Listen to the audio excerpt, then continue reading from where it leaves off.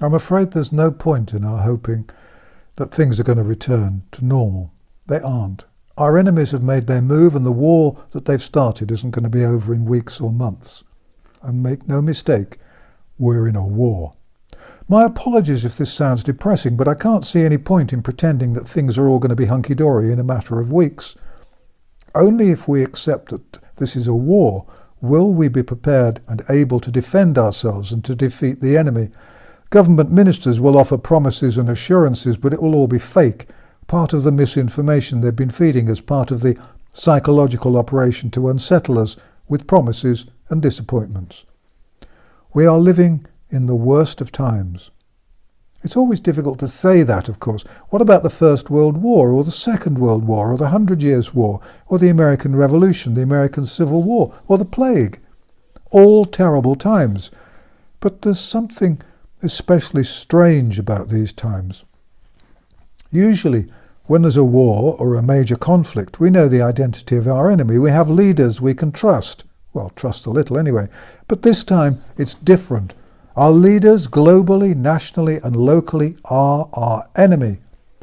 Ronald Reagan's greatest legacy was, for me, his remark that the most dangerous words in the world are, "I'm from the government and I'm here to help you."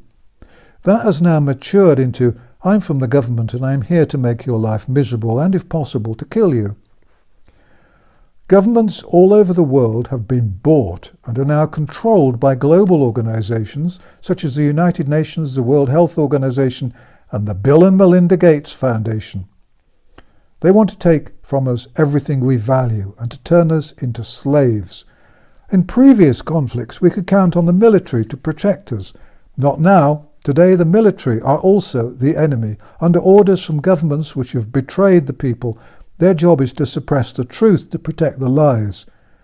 Politicians and their advisors have lost touch with the science, the truth and reality.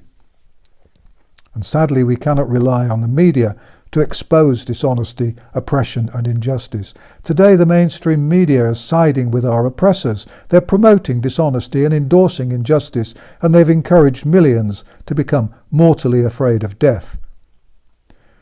But we may be on our own, but we're not alone. We are the guerrilla army. As someone said during the French Revolution, this is not a revolt, it is a revolution, and we're the resistance. The time to prepare for bad times is when no one else is panicking. The zombies are hunkered down waiting for their vaccine, but we have one huge advantage. We've got some idea what's in store for us.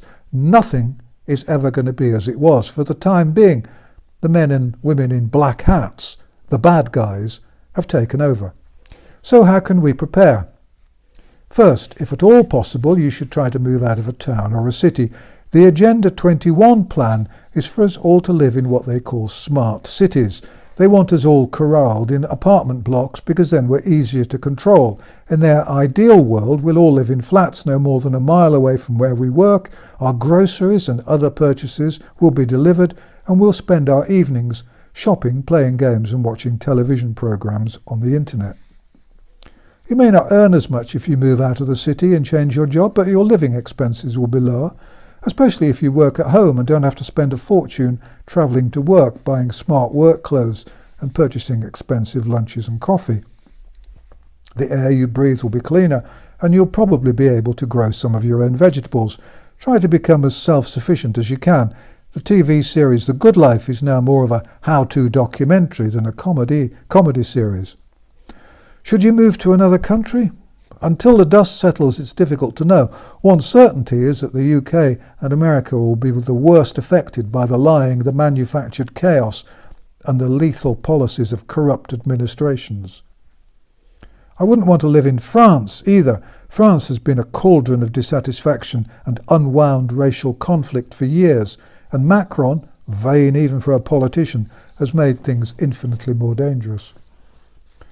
Second, prepare for problems with the utilities such as electricity and water supplies. The climate change movement is based on fake science, but it's a fundamental part of the United Nations Agenda 21. The people behind Agenda 21, the plan for a global reset and a new world order, have been infiltrated by green, self-styled environmentalists, and their plan Plans include a massive reduction in world population, a reliance on non-fossil fuels, and the destruction of all aspects of capitalism. The plan is to enslave us, and the coronavirus hoax is part of the programme of control. This is practical fascism in its rawest and most dangerous incarnation. I'll explain precisely what is planned in a future video.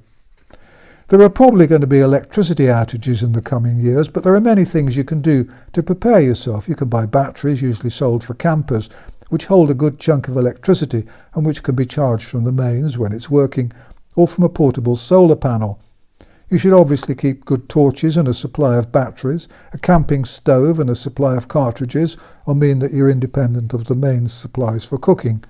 If you have an open fireplace or a log burner, make sure you've got a supply of fuel.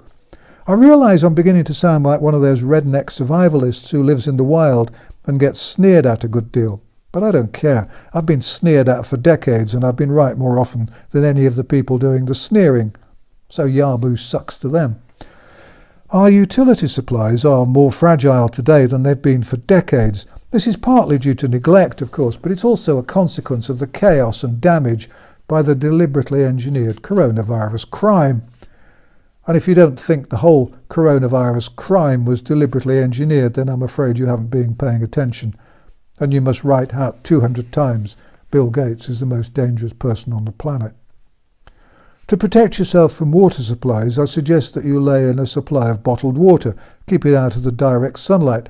If you can fit a water butt to a downpipe, that'll usually supply you with a good supply of water. Use water purification tablets or a purification cup, and you can use the water you collect.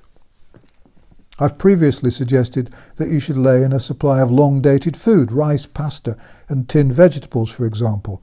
Don't rely too much on the freezer, because if the electricity goes out, you could be in trouble. Next, you should lay in a supply of whatever medicines you use or may use. Your doctor's unlikely to give you more than a 2 or 3 month supply of any essential prescription medicines, but you can stock up on whatever supplements and over-the-counter medicines you might need. Dispersible aspirin tablets, antihistamines, steroid cream, eye drops, antiseptic cream, and so on. Just watch the sell-by dates, or use-by dates. Stock up on whatever vitamin and mineral supplements you use. Check out some of the online pharmacies. Reputable ones tend to be properly regulated. Put together a decent first aid kit and know how to use the contents. Buy enough emergency blankets, for one each, just in case there's no heat in the winter. Take regular, gentle exercise. If you need to see a doctor other than your GP, it might be wise to be vague about your age. It's not uncommon these days for patients to be refused treatment if they're over 65. So if you're over that and you accidentally knock a decade off your age, don't bother too much to correct the error. I was now born in 1991, but I think I might have to edge that back a tad. In the UK, the NHS is already unfit for purpose. It's going to get worse, and the services are going to decline dramatically. GPs' surgeries are pretty well closed in many parts of the country, and accident and emergency departments will soon require an appointment, so we're told. Learn to take care of yourself to minimise the risk of accidents. Build up your immune system. I'll do another video explaining how to do that. Look after your teeth and visit your dentist regularly, because if there's another lockdown, you may not be able to see one. In the UK, there's going to be a massive shortage of NHS dentists, and it's my suspicion that the government plans to close down this part of the National Health Service. Free eye tests will probably disappear too. Agenda 21, that means that governments won't want to spend money on the elderly, the frail, or anyone with any sort of health problem. The new global reset espoused by Prince Charles means that every citizen must be useful to the state. I kid you not. Charles doesn't seem to realise that's the end of the royal family. Sanitisers in shops are a growing irritation in more ways than one. See my video on hand sanitisers if you haven't. It's full of scary truths. Touching a sanitizer bottle that's been handled by hundreds of dirty hands is daft. This stuff inside the bottle could be something dangerous, and it may well irritate your hands and be dangerous. You can always say no thank you if an assistant suggests that you use their dispenser. I usually say I'm not thirsty. Carry one of your own and fill it with something mild and non-irritating. If you have relatives in care homes, then it might be wise to move them out if possible. Remember, it's frequently cheaper to live in a hotel than a care home, and if someone just needs help with cleaning, bed making, laundry and meals, a hotel will often be just as good. And there isn't a risk that a local hospital will fill the hotel with flu-ridden patients. There's going to be an increase in the average age in populations everywhere, and the elderly are going to find that they are increasingly marginalised. If you have children, then it might be worthwhile looking at homeschooling, especially if teachers are going to continue to behave irresponsibly. Children who go to schools where antisocial distancing rules are in place will, in my view, grow up to be psychologically damaged. I suggest you don't take holidays abroad while governments are still talking about quarantines. If you do, then you might have to spend a fortnight in quarantine in a foreign hotel, and then, on your return, have to spend another fortnight in quarantine. Keep vehicles topped up with fuel for emergencies. Buy a bike or get an old one repaired. Check that whatever investments you have are suitable for the new world.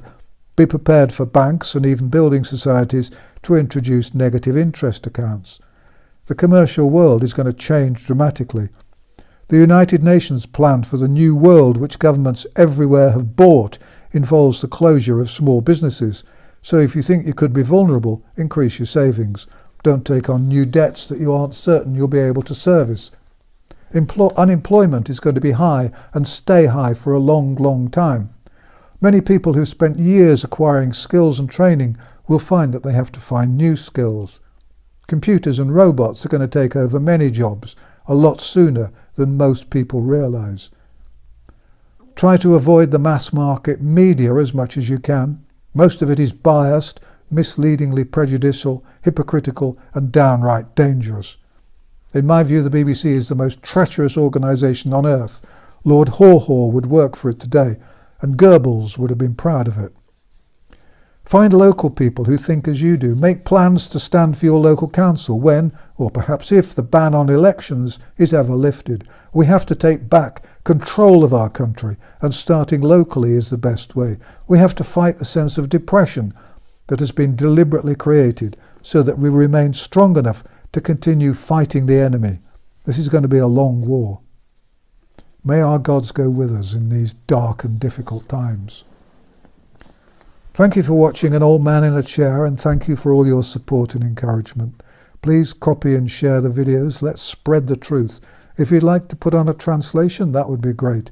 If the videos disappear, please go to vernoncoleman.com to find out where you might be able to see the videos, or at least to read the transcripts of the videos. The transcripts of banned videos are all available. This channel has not been monetized. I haven't authorized any advertising, and there's no sponsorship. If you'd like to see more videos from me, then please subscribe to the channel, because videos tend to disappear, or at least mine do. And although it may seem at times as though we're all alone, we aren't. More and more people are waking up. And I firmly believe that together we will win this fight. Thank you for watching.